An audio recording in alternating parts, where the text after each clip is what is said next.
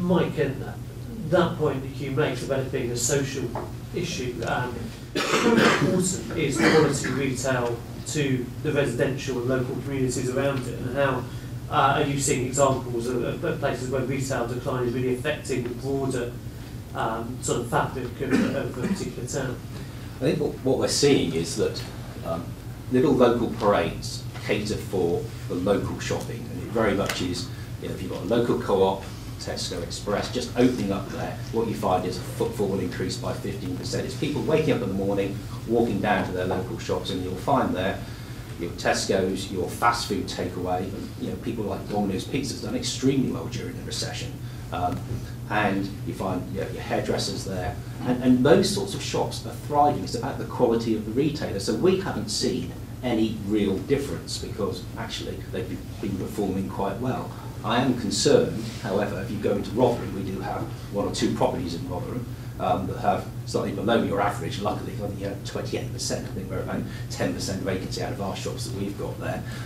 It's really about just getting your location right, and there are going to be areas of the country that really need to change.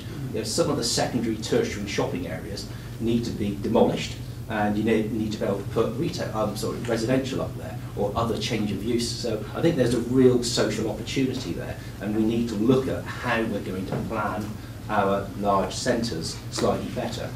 The other thing that slightly worries me is the way that Tesco, the big Tesco's, are changing from being food stores into being high streets. And they're changing the amount of food they're selling is diminishing. They're moving that all out into our local shopping areas, which is great for us. I'm very happy about that. But I'm really concerned about the high street, because you can go into a big Tesco Extra and you can virtually get everything that you could get on a high street. And I think the planners have really got something to think about there and deal with it properly. Neil, good opportunity to bring you in there. What's your take on it? Is residential the answer to the problems facing particularly our secondary town centres?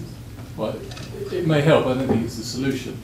I think with residential, especially in the town centres, convenience is important. I think that's something people do look at. I don't think you can get the old-fashioned parade of shops and you're going to then have apartments and houses appearing within it.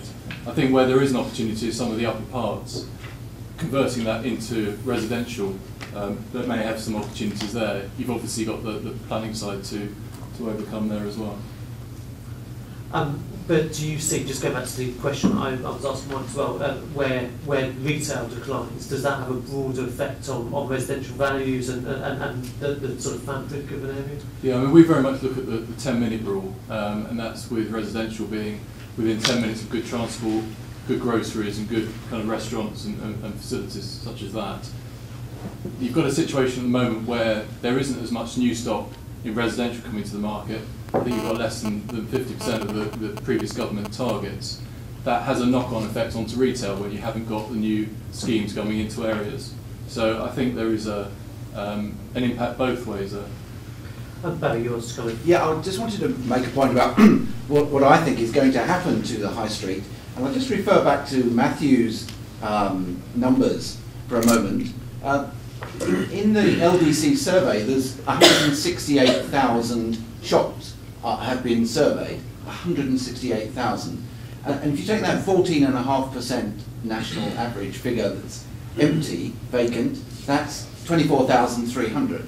That's 24,300 shop units which are currently empty. Now, by any stretch of the imagination, 24,300 is an awful lot of people. It's the same number of people, for example, that were at Craven Cottage last night watching Fulham, great team Fulham, watching Fulham play Chelsea. But that's 24,000 shops. And if you think about it, with increased vacancy, rents will go down because landlords will have to charge less rent and offer more incentives to get people into those vacant units. And it seems to me that what will happen in most high streets is that people who were in secondary units will now be able to afford to move into the prime units closer to the centre. That may free up more space for people in the tertiary units around the edge to move into the secondary units because they'll be able to afford the cheaper rents. And that means that the tertiary units around the outside of any high street, down these different side roads or at the ends of a ribbon high street, are going to become the ones that will need the change of use, because there will not be another 24,000 retailers wanting to take up that space in due course of time. So I think that the high streets will shrink, they'll get closer, more tight-knit together, and that's where I think the residential part comes in from Neil's perspective, which is that those units on the edge will go back into residential use. They might go into wine bar use, perhaps, but they're much more likely to go into residential use. And that will be a situation that will pertain for the next generation. I just don't see high streets expanding. I think they're naturally going to contract, and everybody has to get used to that. Matthew, just coming back to that point about the regional differences and how it varies around the UK, you touched at the end on what's happening in Scotland and Wales and the money that's being spent on high streets. In what ways are the devolved administrations actually trying to help the high streets, and does it appear to be working? Well, I think in Scotland is an interesting case in point, because they've, 30 million over on 2 consecutive years, and Stirling University Retail Studies are heavily involved in that. And they've been a big driver in bids up in Scotland, probably more so than England in general in pushing that. And I do think it's a big difference, because they can control, they've got their pot of money, and they're deciding in a much smaller number of centres where it can go. And they've got some very interesting extremes of Aberdeen, and then you've got Paisley.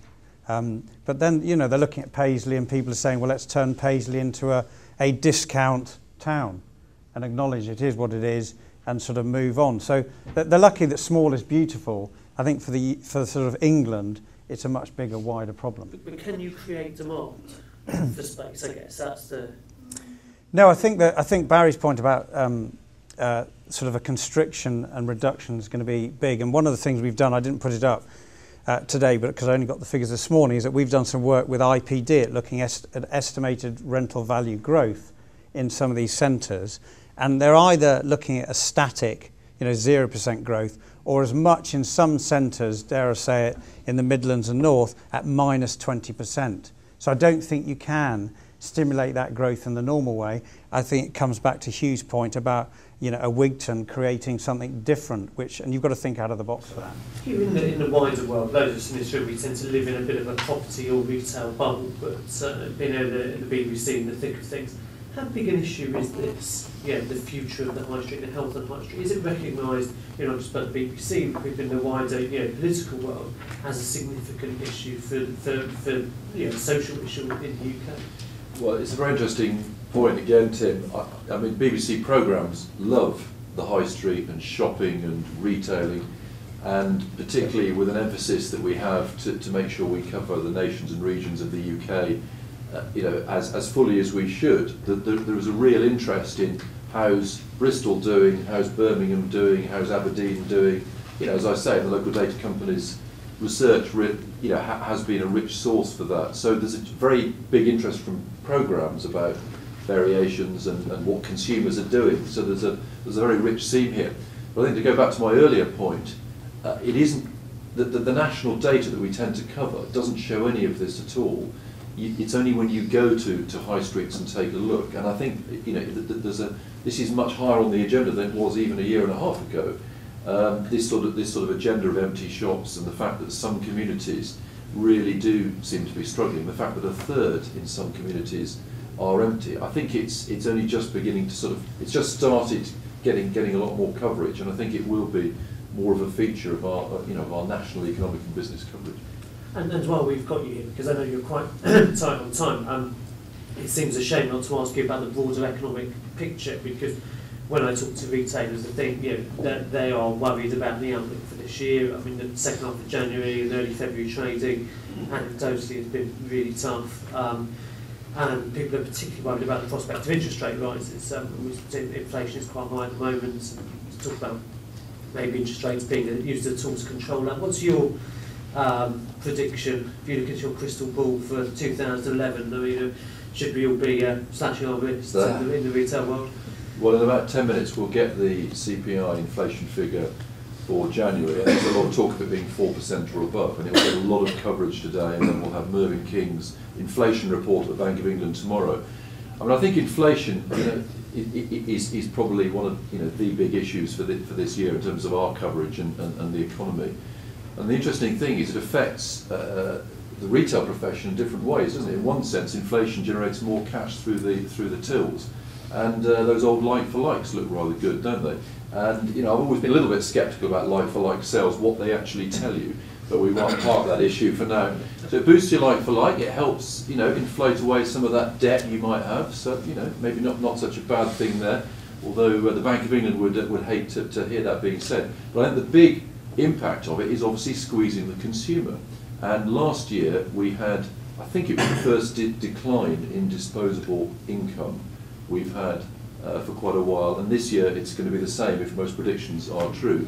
So I think it'll be the first time we've had 2 years of an actual squeeze in disposable income since the early 80s. I think that is a very, very big challenge for retailers. Pay rises lagging well below inflation, public sector just going into a pay freeze, affecting hundreds of thousands of workers. Average pay rise is only around about 2%.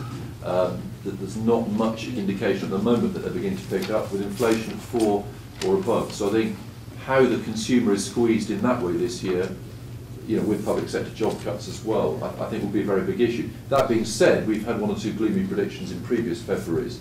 This time last year, I think there probably would have been quite a lot of gloom around, but actually, if you look at certain retailers, they still did pretty well in 2010. So certainly, there's no reason to go and sort of slash wrists or anything like that. But I think it is going to be a very challenging year. But something that Matthew points out, which is a point that seems to be coming up more and more at the moment, some of the outgoings every family has every week, petrol being one of them, that really is noticeably very expensive at the moment.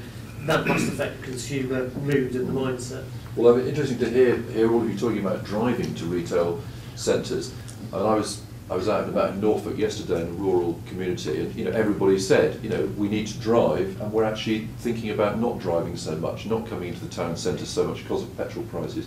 Even people, in another story we did, actually changing jobs because they didn't want to drive such a long distance. So I think, yes, that's a very, very good point, and that's part of the inflation story, is the petrol price issue, and no immediate sign that oil prices are falling.